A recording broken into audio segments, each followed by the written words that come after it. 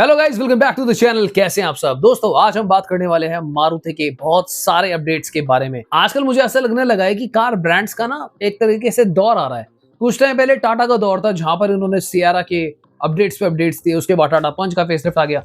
अब मारुति का दौर चल रहा है भैया। पिछले 2 दिन से आपको पता ही है कि मारुति ब्रेजा फेसलिफ्ट के बारे में हमने कुछ डिटेल्स आपके साथ शेयर करी है। आज मैं आपको बताने वाला हूं कि भैया मारुति कौन सी नई 7 सीटर लेकर आ रहा है जहां पे आपको हाइब्रिड भी देखने को मिलेगा एंड ये पॉसिबली हाइब्रिड की सबसे सस्ती 7 सीटर कार आपको देखने को मिल सकती है। साथ ही में मारुति की जो ई विटारा थी 11 लाख रुपए से लोगों ने लॉन्च कर दी है, और कैसे हम बताएंगे। इस वीडियो को पूरा एंड तक देखना क्योंकि वीडियो के लास्ट में ब्रेजा से रिलेटेड कुछ बातें मैं आप लोगों से करने वाला हूं। जो बचे कुछ ब्रेजा फेसलिफ्ट के आप लोगों के क्वेश्चन थे वो भी डाउट में सारे क्लियर कर दूंगा। तो चलो फटाफट से वीडियो को स्टार्ट कर देते हैं। लाइक तो कर दो, लेट्स गो। तो सबसे पहले स्टार्ट करते हैं मारुति की 11 लाख रुपए की ई विटारा से। काफी लोग सोच रहे होंगे कि भाई ये कैसे पॉसिबल है, 11 लाख रुपए में तो पेट्रोल डीजल की गाड़ियां नहीं आती, इन्होंने ईवी कैसे लॉन्च कर दी। चलो समझते हैं। तो मारुति ने क्या करा है, बास मॉडल को अडेप्ट कर लिया है। BaaS means BAAS, battery as a service. ये कुछ इसी तरीके से है कि आपने मोबाइल तो खरीदा पर आपको बैटरी नहीं मिली, अब बैटरी चार्ज करने के आपको पैसे देने पड़ेंगे। आपको पता है कि ईवी कार के अंदर जो कार बैटरी है वो सबसे महंगा पार्ट होता है। एक तरीके से मान लो कि ईवी कार में battery as a engine kind of operate करता है कि भैया अगर ईवी की बैटरी नहीं है तो गाड़ी चलेगी नहीं। पर क्या ये BAAS सर्विस जो है आपके फायदे में है? चलो समझाता हूं। 10.99 लाख रुपीस यानी कि 11 लाख रुपए देकर आपको ई विटारा मिल जाएगी। और अगर हम बात करें यहाँ पे आपको इसका डेल्टा वेरिएंट BAAS मॉडल के अंदर देखने को मिलेगा। इससे पहले मैं आपको ये बताऊं कि आपको कितना पे करना है, यहाँ पर क्या सीन है, मैं आपको बता देता हूं कि इस वेरिएंट के फीचर क्या क्या है। ये कार आपको मिलती है 5 स्टार भारत एनकैप के साथ, यानी कि 5 star safety rating, 7 air bags as standard, level 2 ADAS, 360 camera, ventilated seats, एक पैनोरामिक ग्लास सनरूफ, 10.1 इंचेस की स्क्रीन, हार्मन ऑडियो सिस्टम और साथ ही में स्लाइडिंग रियर सीट्स। तो यानी कि स्पेस की, सेफ्टी की कोई इशू नहीं है। वापस आते हैं बैटरी वाले पार्ट पे, यानी कि आपने 11 लाख रुपए दे दिए पर आपको बैटरी नहीं मिली। बैटरी मिलेगी पर उसका आपको काइंड ऑफ रेंट पे करना पड़ेगा, जो कि 3.99 रुपीस पर किलोमीटर है, यानी कि 4 रुपए आपको पर किलोमीटर देना होगा। सिंपल लैंग्वेज में समझते हैं कि अगर आपने 1000 किलोमीटर एक मंथ में चलाया तो आपका बैटरी का जो कॉस्ट आएगा वो 3990 आ जाएगा, तकरीबन 4000 रुपए।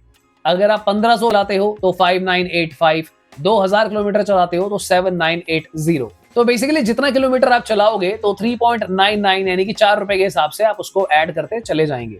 अब मैं यहाँ पर एक बात क्लियर कर दूं जो बहुत सारे ब्रांड्स क्लियर नहीं करके चलते हैं, कि ये सिर्फ बैटरी का रेंट है जितने किलोमीटर आप चलाओगे। इसके अलावा जो आप बैटरी को चार्ज करते हो, अपने घर में कराओगे या बाहर कराओगे, वो कॉस्ट आपको सेपरेटली पे करना पड़ेगा। और अच्छी बात यह है कि ये सारा कुछ मिलाने के बाद भी फिर भी अगर आपकी रनिंग ज्यादा है तो पेट्रोल डीजल से थोड़ा सा कम ही खर्चा बैठेगा।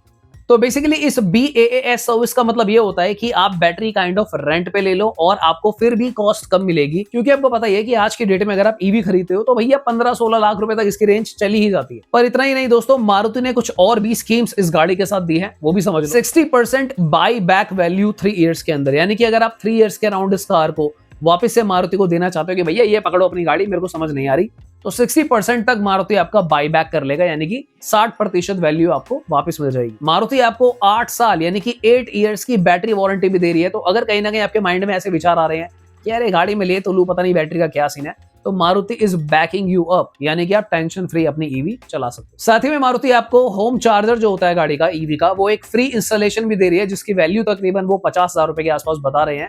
तो एक एडवांटेज ये भी आपको मिलेगा ईवी लेने पे। इतना ही नहीं भाई, मारुति आपको 1 साल का फ्री चार्जिंग भी दे रहे हैं। तो भैया अब तो मजे ही मजे हो गए। देना तो था ही भाई, क्योंकि मारुति थोड़ा सा लेट हो गया ईवी में आते आते।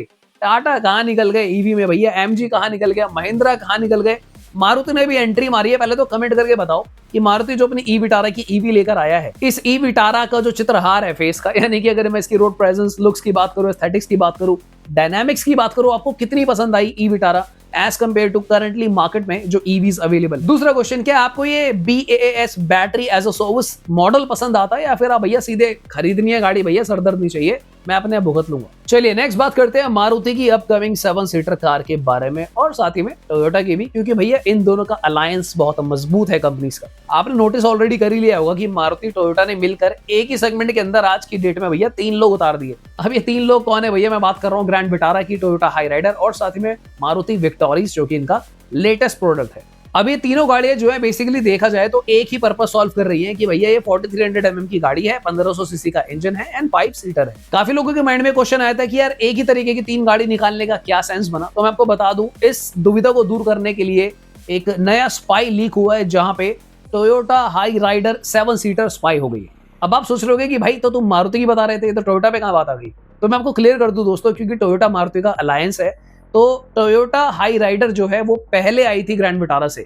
तो यानी कि टोयोटा हाई राइडर के आने के 1 से 2 महीने के अंदर ही ग्रैंड विटारा आ गई थी। तो इसका एक क्लीन मतलब मुझे नजर आ रहा है, जो आपको भी समझना चाहिए कि अगर टोयोटा हाई राइडर 7 सीटर आती है तो बहुत जल्दी आपको ग्रैंड विटारा 7 सीटर भी देखने को मिल जाएगा एंड पॉसिबली हो सकता है कि इसको एज अ फेस लिफ्ट के अंडर लॉन्च कर दे। मारुति विक्टोरिस से ग्रैंड विटारा को शायद थोड़ा सा अलग करके 7 सीटर के रूप में ज्यादा बढ़ावा देना चाहे या फिर वहां से उसकी सेल को पुल करना चाहे। अब ये इंडिया की पहली 7 सीटर स्ट्रॉन्ग हाइब्रिड सबसे सस्ती गाड़ी बन सकती है, क्योंकि टोयोटा का जो हाइब्रिड टेक्नोलॉजी है वो मारुति से शेयर होता है। ये आपको देखने को मिलता ही है, विक्टोरिस में भी है, हाई राइडर में भी है, ग्रैंड विटारा में भी है। तो जब इनका 7 सीटर आएगा तो वहां पे भी आपको एक स्ट्रॉन्ग हाइब्रिड देखने को मिलेगा। ये गाड़ी ऑलरेडी स्पाई होती हुई नजर आई है लद्दाख में, और आप जैसे भाइयों ने ढूंढ लिया, फोटो खींच ली और शेयर कर दो। तो क्या खास है इस गाड़ी में? एक तो ऑब्वियसली 7 सीटर है, तो यहाँ पर व्हील बेस बढ़ जाएगा, थोड़ा सा स्पेस गाड़ी का थोड़ा सा बढ़ेगा।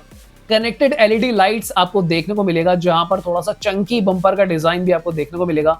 न्यू एलॉय व्हील्स, बिगर एलॉय व्हील्स का डिजाइन आपको देखने को मिलेगा, और जो कैबिन है उसमें भी थोड़ा सा रीवर्क किया गया है।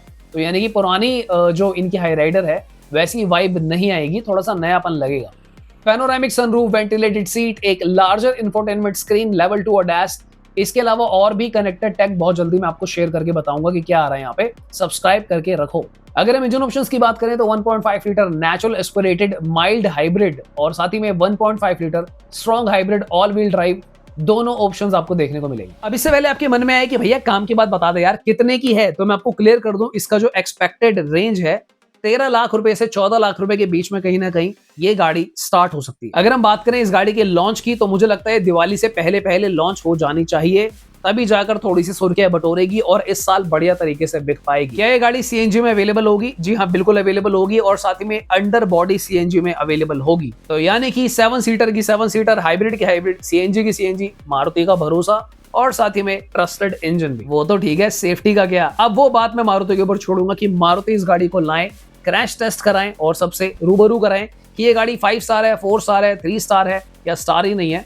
जितना हमने टोयोटा हाई राइडर को चेक किया है, मैंने भी ग्रैंड विटारा को चेक किया है, तो कहीं ना कहीं मैं इसको 4 स्टार लेकर चलता हूँ। लेट्स सी आने वाले दिनों में क्या होता है, 5 में नहीं बोल पाऊंगा सर। चलो अब बात कर लेते हैं मारुति ब्रेजा फेसलिफ्ट की। तो मैं आपको एक बात क्लियर कर दूं, जिन लोगों को ये लग रहा है कि मारुति ब्रेजा फेसलिफ्ट के जो अपडेट मैंने आप लोगों के साथ शेयर किए हैं वो रियल नहीं है, तो मैं आपको एक बात क्लियर कर दूं, सारे बड़े बड़े न्यूज आर्टिकल्स में, बड़ी बड़ी ऑथेंटिक वेबसाइट्स पे इस गाड़ी का जिक्र हो चुका है। इनफैक्ट जो स्पाई शॉट स्क्रीनशॉट मैंने शेयर किए थे, हिंदुस्तान टाइम्स तक में भी उन्हीं स्पाई शॉट्स को यूज किया गया है, और ये चीज कंफर्म हो गई है कि भैया ब्रेजा फेसलिफ्ट आएगी। तो जिन भी भाई ने इनकी वीडियो खींचकर बनाकर डाला था तो वो रियल था भैया, वो फेक नहीं था। ये भी क्लियर हो चुका है कि इस गाड़ी के अंदर उस वीडियो में 6 ट्रांसमिशन को स्पॉट किया गया था, यानी कि मैनुअल में 6 गियर आए थे।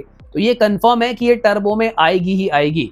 एक मिथ जो आप लोगों के माइंड में चल रहा है, जो मुझसे कई बार पूछा जा रहा है कि टर्बो अगर आ रहा है तो क्या 1.5 डिसकंटिन्यू हो जाएगा, क्योंकि कुछ लोगों को लग रहा है कि मारुति तो भाई अपने पैरों पे कुल्हाड़ी मार रही है, 1.5 बंद कर देंगे तो फिर ब्रेजा का जो एक स्वैग है जिसके लिए गाड़ी बिकती है तो उसका क्या होगा। तो मैंने एक भी वीडियो में ये नहीं बोला है दोस्तों कि 1.5 बंद हो रहा है, मैंने आपको बस ये बोला है कि एक एक्स्ट्रा इंजन आएगा। हाँ, इस चीज की क्लैरिटी मैं अभी आपको बिल्कुल नहीं दे पाऊंगा कि 1 लीटर टर्बो आ रहा है या फिर 1.2 लीटर टर्बो आ रहा है। इसके बारे में मैंने आपको ये कहा था कि 70% चांसेस है कि 1 लीटर टर्बो आएगा, 20% चांसेस है कि 1.2 टर्बो भी आ सकता है जी सीरीज। मैं चाहता हूं कि 1.2 लीटर जी सीरीज ही आए, ताकि गाड़ी का जो पावर टू वेट रेशियो है वो मेंटेन रहे। तो क्या 1.5 लीटर में सीएनजी आएगी? बिल्कुल आएगी, पेट्रोल भी आएगा, अंडर बॉडी सीएनजी आएगी और 1.5 नेचुरल एस्पिरेटेड में ही आएगी। अगर हम बात करें टर्बो की, क्या टर्बो में सीएनजी आएगा, क्या टर्बो में अंडर बॉडी सीएनजी होगा, ऑटोमेटिक सीएनजी होगा, इट्स टू अर्ली कि मैं इस बारे में बात करूं, क्योंकि मेरे पास वो डेटा नहीं आया है, और जो चीजें जो खबर पक्की नहीं होती वो मैं आगे से अपने आप से नहीं बताता हूं। हालांकि कुछ रिसोर्सेज से मुझे पता चला है कि इस गाड़ी में क्या क्या चेंज होने वाले हैं, बट मैं अभी it's too early for me कि मैं वो सब शेयर करूं। तो अगर आप चैनल को सब्सक्राइब करके रखते हो, मैं आप लोगों से सारी चीजें बहुत जल्दी शेयर करूंगा। इसके अलावा जो मेजर 8 चेंजेस पुरानी ब्रेजा वर्सेस न्यू हुए थे, कल मैंने उस पर एक वीडियो बनाई थी, वो आप लोग देख लेना। पिछले 2 दिन मैंने ब्रेजा फेसलिफ्ट को कवर किया था, तो आपको क्लैरिटी आ जाएगी। ऑलराइट, तो फिर आज के लिए इतना ही दोस्तों। Thank you so much for watching. मिलता है दोबारा किसी और दिन। Bye bye, take care.